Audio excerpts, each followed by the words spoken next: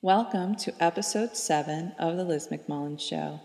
Today's show is a continuation of a discussion started in episode 6 with author guests Vali and Redmann. We are picking up the dialogue where I'm asking Jean and Allie to fast forward to the present day and tell me what New Orleans is like all these years later after Hurricane Katrina. So I want to fast forward to now. What is it like in those places now? Because I went to New Orleans last year, and I could still see the parts of the city that were rejuvenated and rebuilt, and then the lots of places that I could tell, yep, Katrina happened here. Yeah. I definitely, I think most of the places that the tourists would actually see, the French Quarter, the Garden District, again, these are the historic districts, and they're the districts that were built on the higher part of the city. So they came back okay. My area came back okay. Other areas, it's a lot of it depended on income and insurance. So that's one of the reasons that the lower Ninth Ward was hit so badly, other than the fact that, it really was a confluence of different waters. But a lot of the people there were lower income.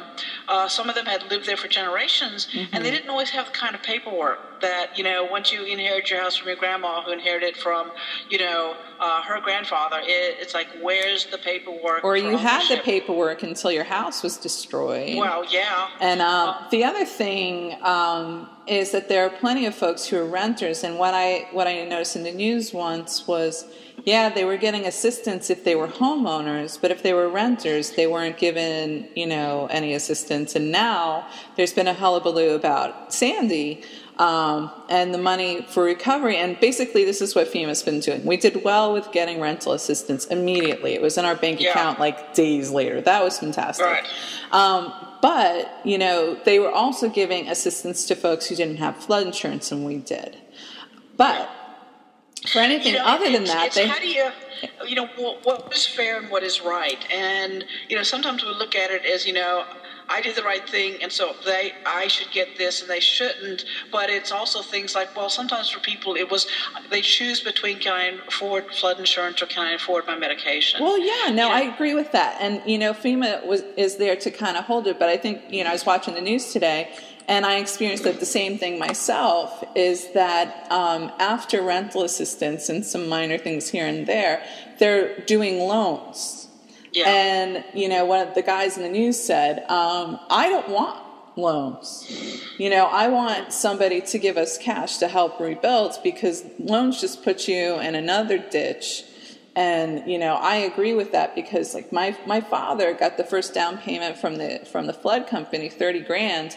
And $25,000 had been spent throwing things out and ripping, all the things down to the studs in the first floor.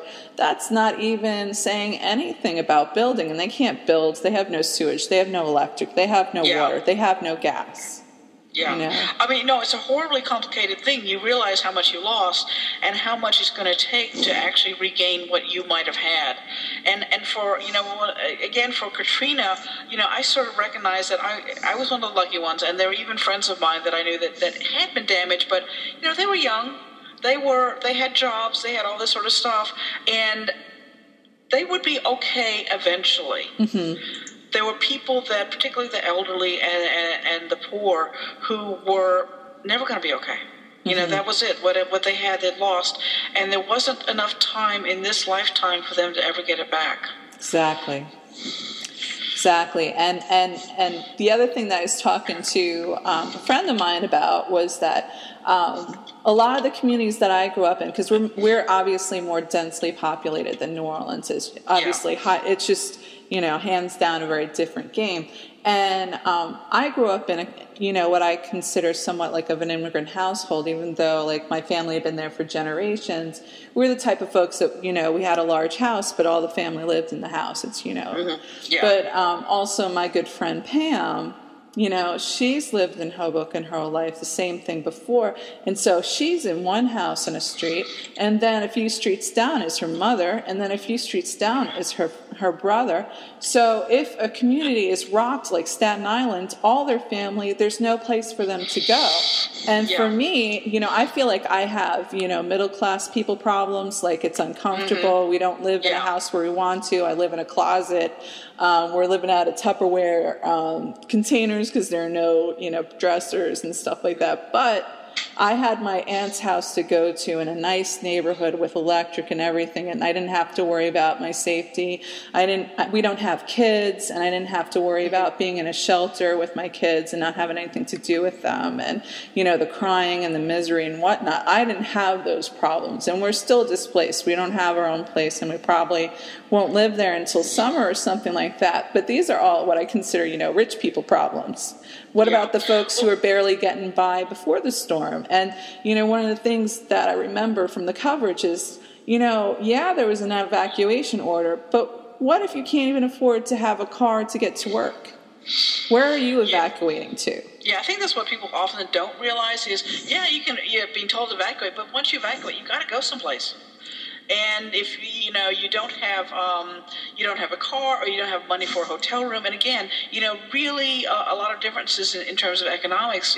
My situation is, I'm middle class. My friends are middle class. I have connections. I had my friends Shelley and Connie in Orange, Texas, which should have been like a 5-hour drive, and of course it was about 13 hours. They said, "Look, why don't you come to us?" I thought, okay, I'll go there. They had an extra bedroom and a 2 bathrooms, all this sort of stuff. And then when I realized I couldn't go back, I had other friends who were like, "Listen, come stay with us. It's not a problem." So for me, it was a very different thing. I had a middle class of friends, and some of it's because, I've moved different places, and also because I'm this famous quote unquote lesbian author. I had my publisher in Spain offered me a place to stay. So I had a lot of resources, and there are people that have lived here their entire life, their families lived here their entire life. There wasn't any place to go. And I think that's when people say, well, why didn't you evacuate? They told you to go. It's like, where do you go? Even how do you go? You don't have a car, or you have a car, but you can't afford the gas. Yeah, and one of the things about New Orleans, if you look at who actually died in the storm, it was almost evenly divided between black and white. What was really selling it, though, was most of the people were elderly. Is that how old you were made a big difference in whether you lived or died. And that's because, it's one thing for, me, I'm in my 50s now, but I'm still in relatively good condition. And I could get in my car and I could sit in the goddamn heat for, with the air conditioner off because I can't have my car overheat, in traffic.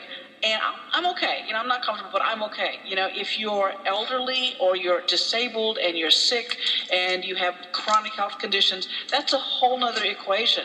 And so it becomes this much more fraught thing. Do I risk staying here, or do I risk the kind of consequences that if I leave that some of the elderly people, some who are in fragile health conditions, are not going to survive the evacuation. And exactly, like people in nursing homes or...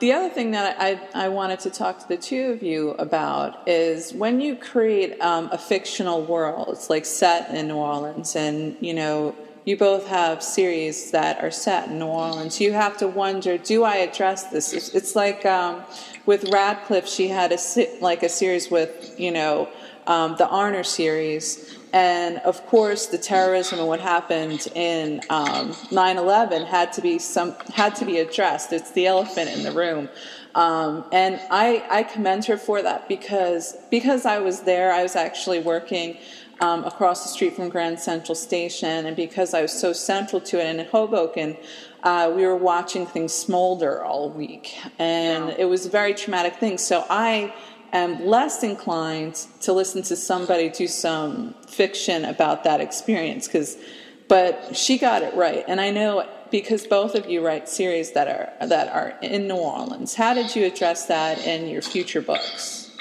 after that happened? For me, it was hard because, when Katrina came ashore, it destroyed a lot of the city that I loved for so long and that I knew. And I think I talked to Jean about this right after we had seen each other right after that. And you can't, I mean, you have to address it eventually. You can't sweep it under the rug. It happened, and you got to address it because it did change the city. Even though the tourist areas are still the same, some of the businesses weren't able to survive, and they aren't here anymore that we grew up with and that we loved for so long. So when I wrote second season, when it was the first time I wrote about it, it was a really hard thing to do. I actually had to drive out to places before I put them in to make sure they were still there. Because I said, you know, even though, you know, in the Kane Casey series, actually this book will bring it current with Katrina, but you can't, you know, Kane Casey might be a fictional character, but the places that she goes, where she works, where she eats in the city are not fictional things. So you had to drive out to the restaurant to make sure that it was still there. Yeah. And in some cases it wasn't. And then it just made you that much sadder. And I think that's what we, you know, because we, you know, I think one of the things about Louisiana is when you had to evacuate, and I want to say the year of Katrina, we had a lot of hurricanes that year. And they had a lot of evacuation orders, like, you know, get out, it's time to go kind of thing. People packed. One of the things I had to go out and buy was clothes to go to work. Because while I brought a couple pair just because Steve made me do it, I actually just packed shorts. I packed shorts, I packed vodka, and Crown Royal. And, you know, and then we do have a box with all of our paper, you know, passports, kind of thing. Yeah. And then we left. We left actually the night before Katrina hit because I live with a weather alarmist, and at like 3 o'clock in the morning, you know, she was screaming through the house that it was time to go because, like Jean said, this thing was huge. It was picking up speed, and you just don't want to be. I mean, I wouldn't. I'm not that I'm not a weather alarmist, but I don't want to be here for a Category 5. I mean, that's just crazy. And I think, you know, when we were evacuating, we actually went to Lafayette, which got a little bit of it, just high winds, that kind of thing. That is not a very long drive at all. I mean, not like going to Texas like Jean did. And one of the things, we were stuck in traffic for, I think it was like 9 hours, which should have been like a 3-hour trip. Yeah. And one of the reasons was, like Jean was saying, on the bridge that goes over the Atchafalaya River, they were evacuating a nursing home. And because the bus they were on was not air conditioned, one of the people died in the bus. And then so they had to stop the bus, which stopped traffic because they had to get an ambulance out there and to do all that. And it was just not... So when I wrote that, it was hard because, like, by that time, you know, Katrina had passed. We had gutted our house. She threw away all the stuff that I guess, like, I should have done like Jean and said, well, the stuff I should have missed if my house got destroyed. It's hard to know. That, you know, so you throw away all the shoes and all the, you know, the stuff that you have in your house. For me, one of the saddest things was throwing the books that I've collected for so long that lined bookshelves in my house. I had to end up throwing away photo albums that, you know, we came to where our family was. We stayed with our family. You know, at least we didn't, you're right, we didn't have to stay in a shelter. We knew people. We were able to get out, but I remember being at Walmart and seeing all my friends, which is the oddest thing. Walmart was packed. I mean, it was just packed with people. And I remember running into a friend of mine who died actually just a couple of years after Katrina, just from depression. He was just so depressed, he ended up taking his life.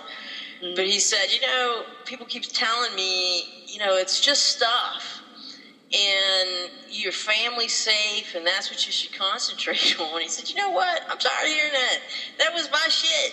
And I miss my shit. Yeah, I feel the same. You know, like, I was heartbroken for my parents because they've been together they've been together since 1963 when my mom was 13. But they've been married for 40 years. And so we thought we were rescuing things that had gotten soaked. We're like, all right, we'll try and dry them out. I tried to bring, you know, the different albums upstairs and dry it out because I can take digital pictures of these things and clean it up. Sewage water does not.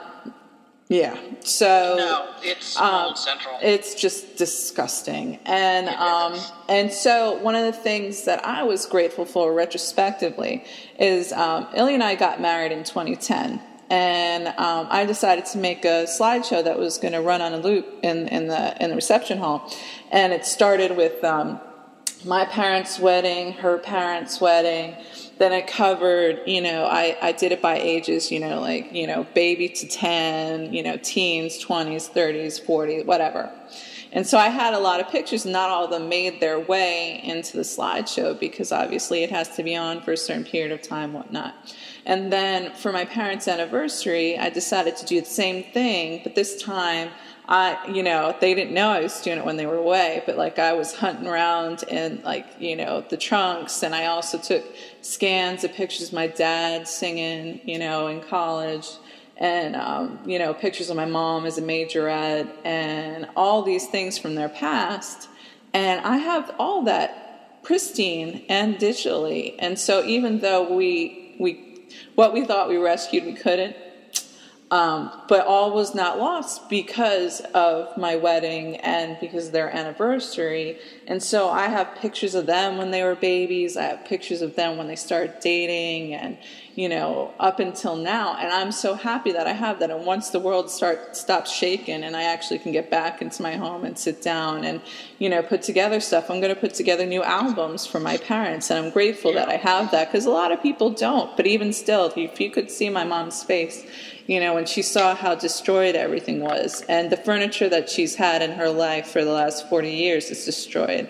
And I thought all their clothing were toast, but we were able to wash them, and amazingly they came out okay. But yeah, I think that was one of the things that really made me the maddest was when we get home and the water was gone by then.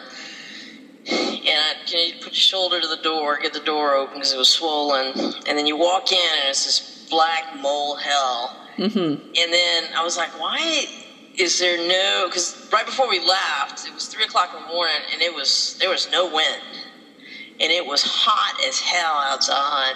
So I went out and I finished boarding up my windows. So I was outside, with my tools, and I'm boarding up my windows, and Steve brought me a can of really cold Diet Coke, because we had electricity back then. And I drank it, and I sat it on it's a table that's made out of the base out of her mother's Singer sewing machine. Mm-hmm. There's a huge slab of marble on it. So that didn't move. That actually stayed. And there was this big oak tree that came back, just came down in the backyard. And it was covering up the back of the house. So the one little window I had left open, it was blocked because it's this gigantic tree. Mm-hmm. So I go out there, and I was like, you got to be kidding me. It was, everything in the yard's destroyed. I mean, the house looks like a total disaster area. And that one empty can of Diet Coke is sitting on that table. Yeah. Are you kidding me? No way. That's cool. It's like all the things to save. That can of Coke. Hurricane with a sense of irony. Yes. Yeah, it does. It really does. It just... Yeah. I think that was the other thing, too, is when we were driving in, we came in through the airport on Airline Highway, and it took us forever, the first time we were able to get back to the city just to look at the house. And that, I think, besides the fact that, like Gene, we went and kind of did a little sightseeing just to see some of the other areas that were affected. And the fact, we couldn't really get to our house. We had to park a couple blocks away because there was a bunch of trees down in the street. Mm-hmm. But... it was the airport. We passed by the airport, and the airport had been shut down. They were using it sort of like an Army and National Guard command base, and it was just on the runways. They had those huge transport planes from the Army, and they were open, and they were taking stuff out of them. And there was those huge helicopters, and they were picking up big bags of sand to bring. I guess, to kind of shore up some of the levees that had broken. But we just stopped for a minute because it was like, it seems like a movie or something because it almost looked like we had been invaded. Mm-hmm. Then on the way down Airline Highway, that you looked at all the telephone poles, and there wasn't like 1 every 20 might be standing. But the rest, it looked like somebody had just like blink, blink, blink, blink all the way down the road. And that's when you think of the magnitude of what you're up against, is that to be able to come back before, even if you're able to gut your house, and we had friends who, we took our frustrations on my walls by stripping out the house and throwing away all my furniture, throwing away all my shit that I still miss. Yes, it was just not, you just think it's going to be a long time before any kind of live electricity can run through those lines. And you should have seen us like walking, in the middle of whatever's left of the highway, and they were kind of plowing through the snow, through the sand, and we're walking, and there, we see destroyed houses to the left and the right, and it's just surreal because she's pushing this dolly with the 2 big suitcases on, and the small suitcase with hermetically sealed bad documents that we just didn't want to leave behind, and I'm walking with my dog. And it's like a ghost town, and then some cops come up next to us. Well, actually, I was ahead with the dog because she had to slog through, pushing it. And, of course, she won't let me push it because she's butch. And it's not that I'm femme, but it was just so much more important to her to push it, so I didn't want to get involved. And so I'm walking the dog, and I didn't hear this, but the cops are like, what are you doing? And we're saying, well, she told him, well, we got our dog, and we're not leaving our dog behind, so we're going to walk over the bridge. And they're like, oh, you know what? We'll help you get over. And and the A&P parking lot was like grand, the Grand Central. And I was about 200 yards away from a cop in the middle of the street. And he goes, stop right there. And I'm like, I freeze. Like I'm ready to get down on my knees, put my hand behind my head. Like, what? Sounds like Harry Lee. Yeah. And I was like, oh, dear Lord, what's going to happen now? And he's like, does your dog bite? And to be fair, it was reasonable to stop us because Raven's a husky. She looks like a wolf. Of course you want to ask if she bites. And I'm like, no, but she might lick you to death. And so we got through, and like some cops were trying to say, like, there's nothing they could do for me. But I was like, no, and the other guys came in the SUV and they explained. And so what they did for us is they emptied out an ambulance that had all sorts of stuff in it and let us get into there. And I had to pick Raven up and put her in there. And, they were really sweet. And they took us in the ambulance to the other side of the bridge. And we're so glad we didn't have to go over that bridge. And then, we met my parents on the other side. My parents tried to sneak back to get us and all the back roads. And first of all, they thwarted them. But the reality is the other way, the back way of getting into Ortley, there's actually a new inlet and a completely destroyed bridge. There was no getting over that bridge to come to us. And so there was that inlet, and we were nearly a new inlet ourselves. But it was cinematic is what it was, walking through and like seeing nothing. And it really felt apocalyptic to us. Yeah. Well, that was definitely feeling. Yeah, it was, if you remember this, Gene, when they had all these people that kind of left their house and they went to the Montreal Convention Center.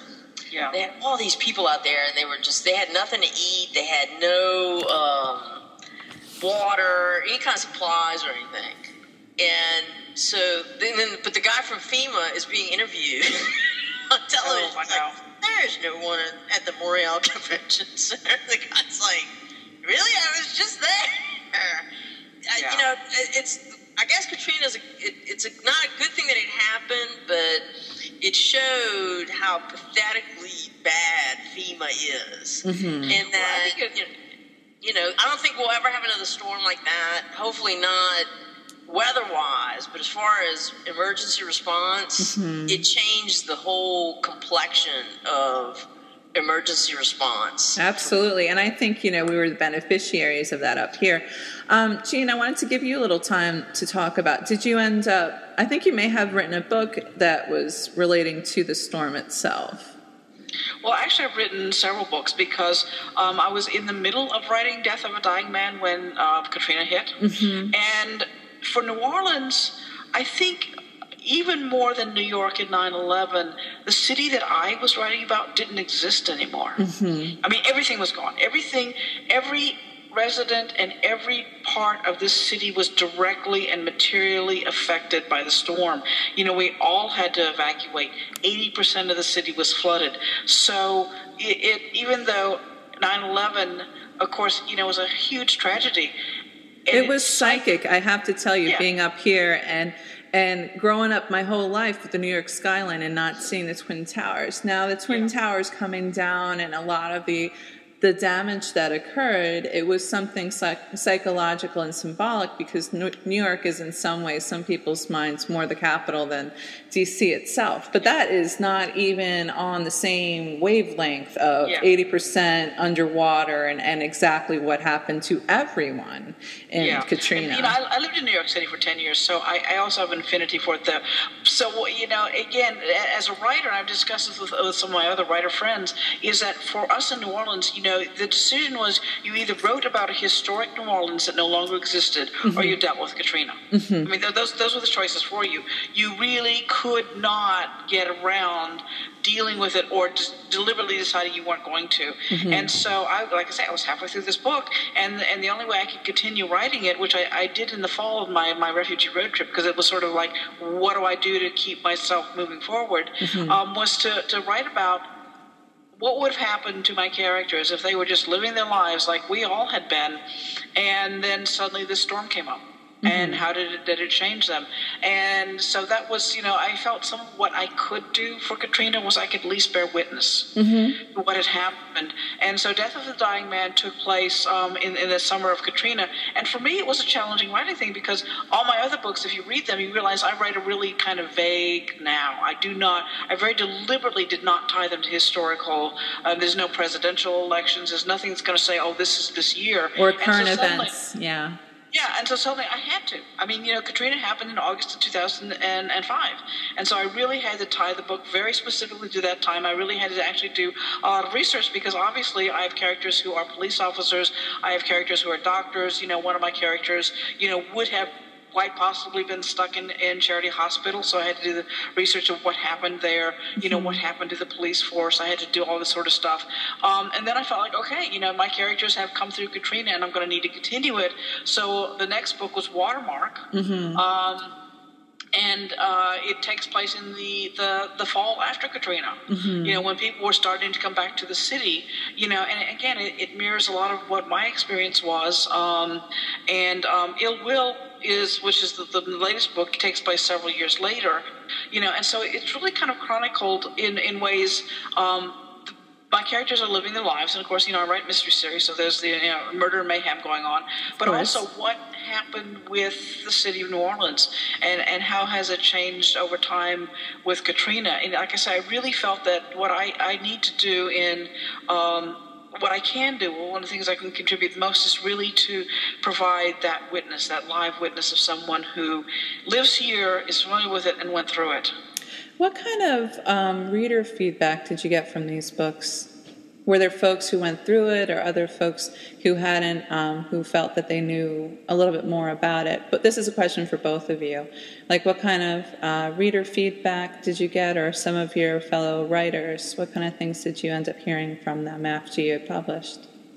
Well, for me, you know, one of the things I remember, a reviewer in the Times-Picayune, the local paper, admitted that at some point she started crying in the book.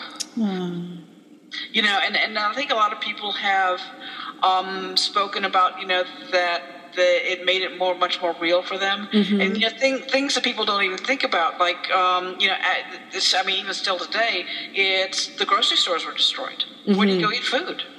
You know, I still have to go uptown. You know, rather than, because there used to be a grocery store, you know, like maybe 10 blocks one way and 5 blocks another way. Well, they're not back. And so, I mean, all these little things that really play into how you live your life. And I wanted to make sure that I captured that so people could understand, you know, the multiple challenges. And you know this too, just logistically, suddenly all the services you depend on, you know, everything from getting your mail. I had to drive all the way uptown to get my mail. And I thought, well, you know, at least I have a car. You know, if I didn't have a car, I wouldn't be getting any mail. You know, things like, you know, like I say, the grocery stores. Things like, you know, are you having electrical service coming back? You know, my gas lines constantly burped, so to speak, because there'd been water in them. So I'd be, you know, cooking up because I have a gas stove, cooking, and suddenly the light, you know, the pilots would go out because there was suddenly an interruption in the gas. And, you know, so it's like, find the matches. But, you know, all these, I mean, in some ways, little things, but, you know, I sometimes refer to it as, you know, the death of 1,000 long lines. Because, you know, everything took a lot longer. It was harder. And I wanted to kind of convey those smaller details, but things like, what do you take into consideration when you evacuate? Where do you go? And to give people who, particularly those who are not in the area and just don't have an experience with this, a better idea of what really happened here. Absolutely, absolutely. I can see that as well. I wonder what will happen, you know, up in our neck of the woods. One of the things that, you know, I realized when my partner and I were going around New Orleans last February, we decided to take a trip to go see different plantations like Live Oak. And we were, you know, there weren't that many folks who were visiting at the time. Even though it was Mardi Gras-ish, it was, you know, the week before it happened. And one of the docents was saying that, you know, we used to have back-to-back-to-back folks in here, and still, all these years later, 7 years later, 6 years later, they still were at either 50% or less than 50% of who used to go in there. And I'm like amazed that they kept these homes open and were able to continue to do tours. And nobody would imagine that this much time had gone by and all these lovely houses, you know, that folks would come to visit. The tourism has never fully come back. And there have been subsequent things like, you know, that continuous oil spill that just kept gushing and gushing and gushing. And I was like, how, like, you know, New Orleans comes back, you know, y'all come back, everything comes back, and then shazam, something even more apocalyptic happens because, you know, there's a loss of life, there's a loss of property, there's loss of history.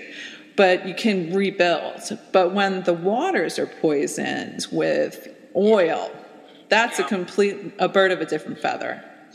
Well, I think, too, that, you know, like I said, I think we're back. There's a parade going on outside my window at the moment. There are all the sirens. Somebody got shot. There's a parade. Right after Katrina, we had, you know, I remember seeing on some of the, I don't go on the sites very often. I mean, some of the lists, you know, but I do lurk every once in a while. And somebody was saying, because I remember one of the conferences was held. The first one was held in New Orleans, and then right after that, Katrina happened, and then they decided they never came back. Yeah. And, you know, so I remember somebody saying, we can't go there because of the mold. And it's like, are you planning to lick the street while you're here? You know, cleaned up since then. Do a little research before you do that kind of stuff. Yeah, and it was just, it made me so angry. It just really did. And it's, you know, then I remember going somewhere, and somebody was talking about Louisiana seafood, and I said, actually, I would eat Louisiana seafood before any other seafood, because let me tell you something. If there's any seafood that is under the microscope right now, and if there is anything wrong with it, it would not be on the market because they're just waiting to pounce to take it off the market, is Louisiana seafood. And I said, you know, what you're doing is you're killing the little small guy in a shrimp boat that has done, you know, his family has done this for hundreds of years here. and you're going to take away his livelihood. Mm-hmm. But I never forgot that. It was like, oh, we have a compromised immune system, and the mold would just kill us. It's like, well, when I visit New York, I don't lick the street. I mean, what the hell are you talking about? It's like, you don't lick the street? That's like a delicacy. Yeah. Well, maybe New York streets. Yeah, right. Funnily enough, this is, weather related, but not this kind of weather related. Not this year. It was either last year or the year before that. I think it was the year before that. Was an insane amount of snow. One blizzard after another. And obviously people walk their dogs, and some people are like, fuck it, it's like 3 feet of snow. I'm not going to pick up that poo or whatever it is. And one of the things that was the most absolutely disgusting is that they had no place to put the snow. If you have, one blizzard after another, there is just no place to put it, and you can't put it in the river because there's salt in the snow from like people, salting their, their stuff, and then it melted. Oh no, we know it melted. Oh my God, it was so gross. There was just like litter. Mississippi in a big gush, and then they had to open the floodgates, which they have not opened. Oh yeah, looking over the levee and seeing the river. Yeah, I know, that was scary. Oh yeah. So that's when I found out I was in a floodplain. Do you want to know what I found out this October? I live on a barrier island. Because first of all, even though in order to get to it, you have to cross the bridge, but I just never thought of it that way, for whatever reason. And then I hear about it in the news. I'm like, I am in a barrier island. Like, the way I looked at it is like, I live on an isthmus. Because there's a bay on the one side and the ocean on the other side. And so I was like, I had no idea. And then I realized how stupid I was to stay when I was putting together the slideshow for the episode that I had done with Nell and Trinity about Sandy. And I was like, Jesus Christ. I was like, thank you, Lord, for protecting me. Because we were there that Monday and the house was shuddering. And like we were joking, it was like magic fingers. Our bed was shaking. And like I remember putting myself to sleep. I'm like, I just want to sleep through it. I'm like, ceiling, please don't rip off. Please don't rip off. Please, house don't crack in two. Please, house don't crack in two.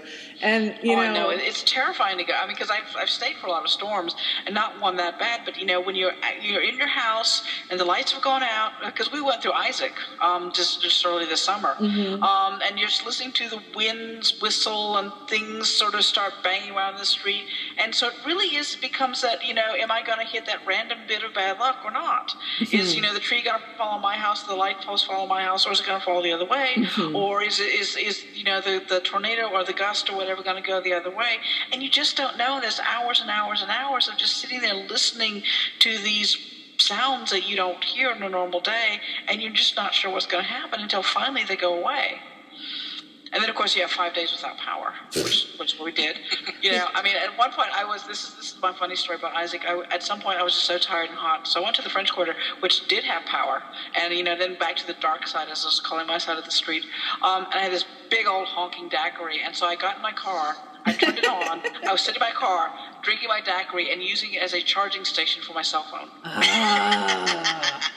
Yeah, that was the tricky thing because all my friends and some family members were going nuts. And so they were all texting, us. And I said, you know what? We need designated texters because we only had so much energy. And we don't, my brother and his wife, obviously in the same house.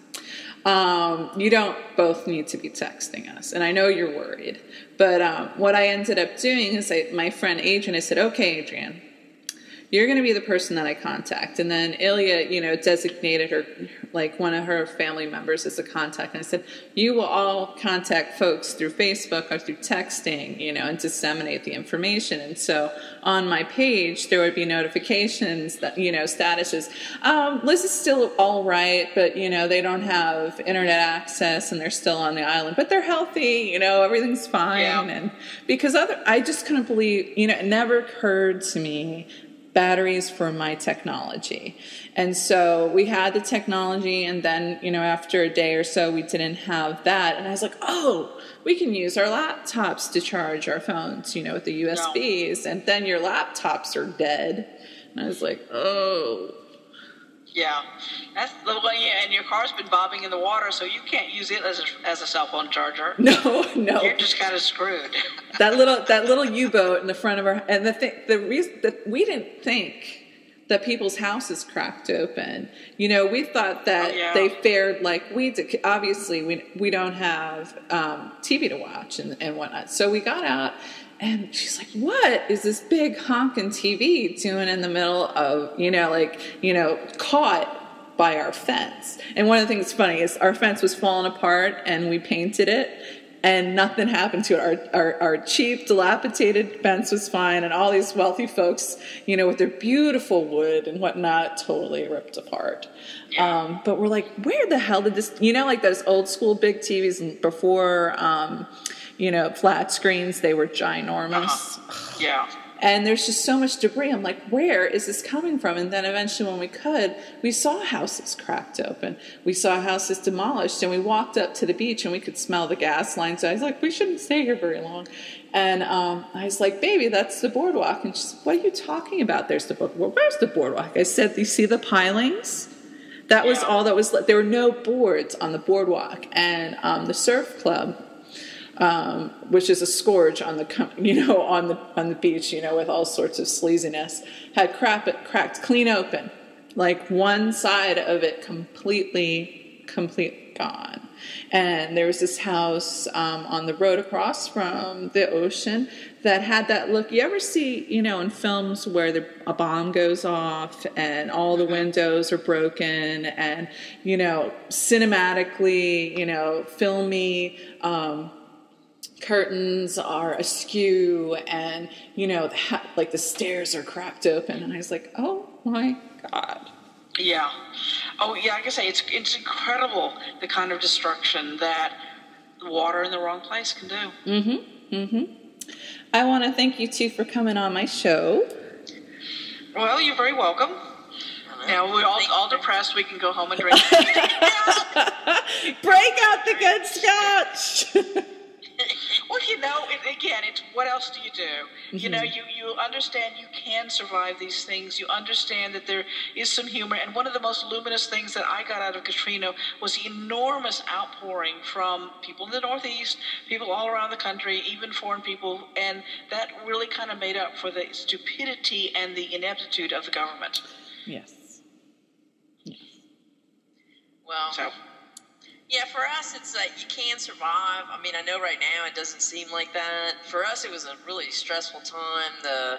Living through it, you can't help but be, eventually you just have to accept it. And I think it hits you probably about 2 months after that you're walking through your house and it's down to the studs. And you just think, what the hell? We were at first we didn't handle it very well, and we got like Jean said, you have to have a little bit of a sense of humor about it. But at the end, those people were right. We had each other, and our family was fine. So the rest of it was just stuff. Yeah. And it's, even though I miss some of it, yeah, it's replaceable. I mean, some of the stuff's not replaceable. Like the vacation photos and stuff before you had the digital stuff. You can't replace that, but at least we live to see, some other storms come through and that, and then the other thing too, is that we don't take life real seriously, mm-hmm. that seriously anymore, as far as tying yourself to something that in the end really isn't all that important. Yeah. And for us, we didn't get injured. Really, the only injury I have, which was just it's something you could get, like if you're walking in the dark in your house and you bang into something. So, I misjudged when I was walking around the bed, where the edge of the platform was, and I banged my shin real good. And I had, a gash there, and we realized after the fact that we're really lucky that we didn't get any opportunistic infections, because we were not always having shoes on, or if we had shoes, we had flip-flops, and essentially we're walking around in sewer water. And oh, not a good idea. oh yeah, no, it was fabulously You stupid. had your tetanus shot, right? Yeah, it was really dumb until we realized that maybe we should put our boots on every time we walk in that area, and we did, but that's like after the fact, and now I know obviously I'd never do that again, but I was thinking, you know, 1,000 Ways to Die, that show, and like some girl nicks herself with like a razor, and some kind of, you know, bacterial infection, you know, a flesh-eating bacterial infection gets to us. It's like, we were walking around in sewer water, not exactly. And you know, you try your best. We had baby wipes. So, you know, we'd wipe down our feet and stuff like, but it's not like we were able to sanitize ourselves. And we had to, you know, my parents kind of reminded us that we stink, not because of not showering, but because we're walking through this stuff. Even walking down the street, and my mom, who's so cute and would never say anything to anybody, cracks the window open on the truck. I was like, Mom, are you sending me a message? Yeah, we stink to high heaven, I'll tell you. But yeah. Well, you know, all these little things you just don't even think about until you suddenly run into them. Yeah, you know, and this is all kind of stories that you can, you know, for those of us who have children, I don't, but, you know, it's definitely something to tell the grandnieces and whatnot. But yeah, I'm happy that both of you came on the show. I think these stories are important, and I'm a big fan of oral tradition, and, you know, like storytelling, you sitting down with your grandma and, you know, her telling you about being through the Great Depression, and my grandma was in this Dust Bowl and all that kind of stuff. And and in the digital age, people are so used to, you know, Facebook statuses and emails and blogs and all this stuff, but we you know, we lose the narrative. And, you know, both of you obviously are writers and you're the keeper of the word. But I also think that an oral tradition is very important as well. All right. Well, listen, thank you very much for having us on and giving us a chance to talk about our experiences. Absolutely. Thanks, Jean. Thanks, Allie. Oh, thank you, Liz. Yeah, thanks. Thanks to both of you. Super. Okay. See you soon. See you soon. Absolutely.